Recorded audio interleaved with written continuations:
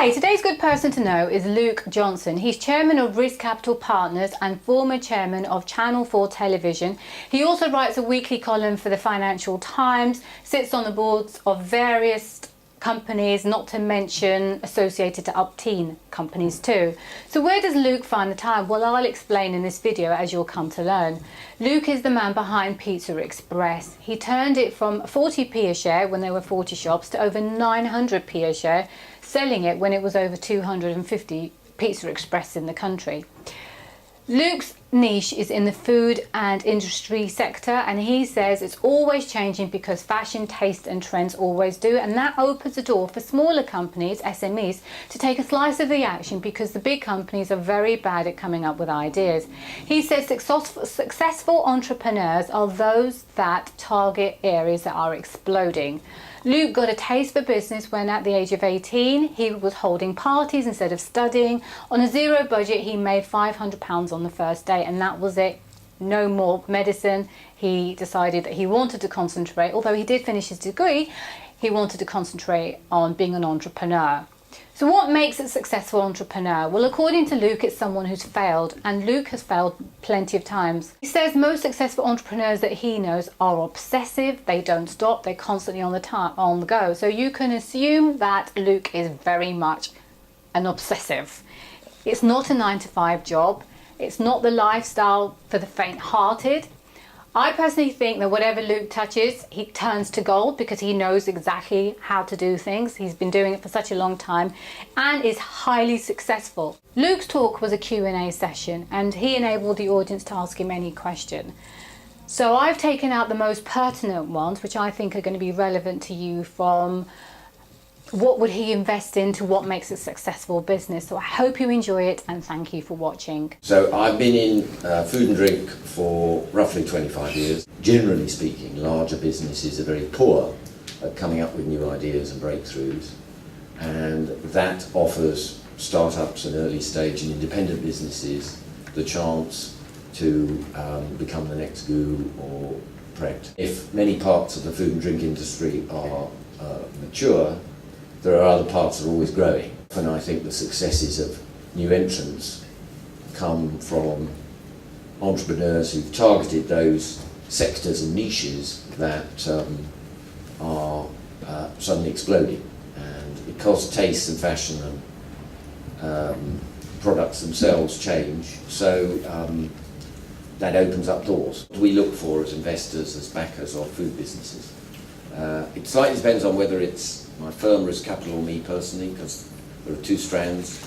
If it's me personally, I'm willing to consider, very small, pretty early stage businesses if I think the people are committed enough, they are commercial enough, if the idea seems sound and original enough, and the business plan is impressive.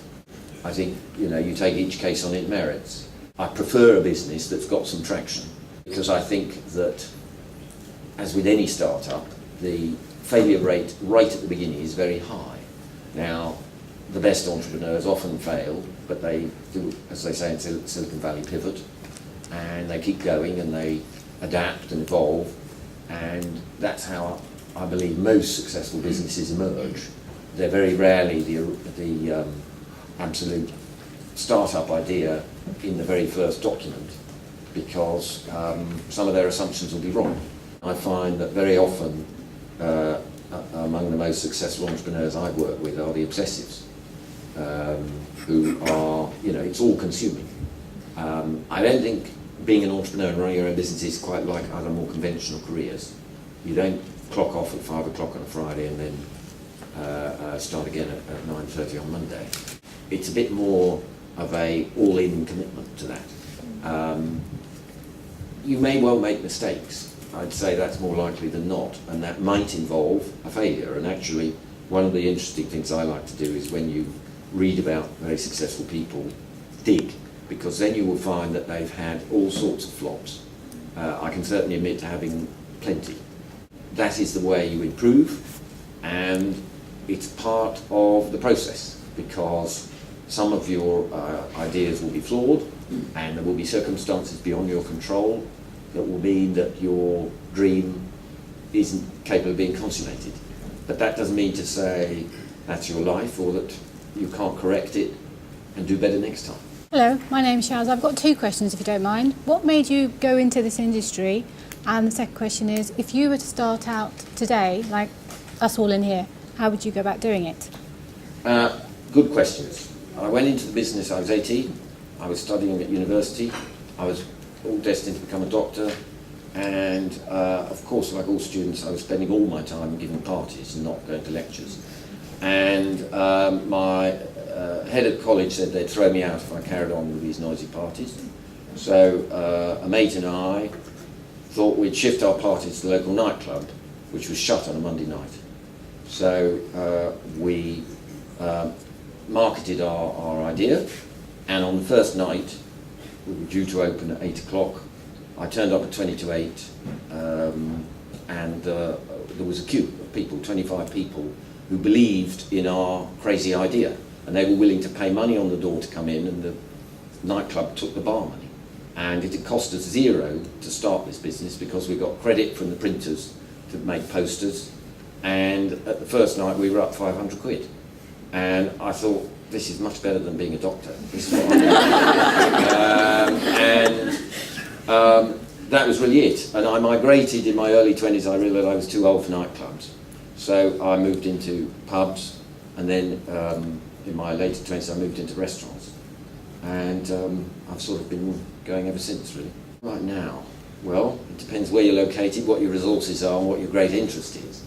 I would say that very often you don't need to invent an idea. There's probably one out there already, and they might just be looking for you as a partner. So if you can work out something you can bring to the party to add, then they may have done a year or two's work and built up a brand or a following or what have you. I think an awful lot of businesses do need, I've worked throughout my career with partners always, everything I've ever done, and I couldn't have done it on my own. And I think being all by yourself can not just be lonely, but I think the risk of failure is much higher. And very many of the most successful businesses are teams, not one man or woman bands.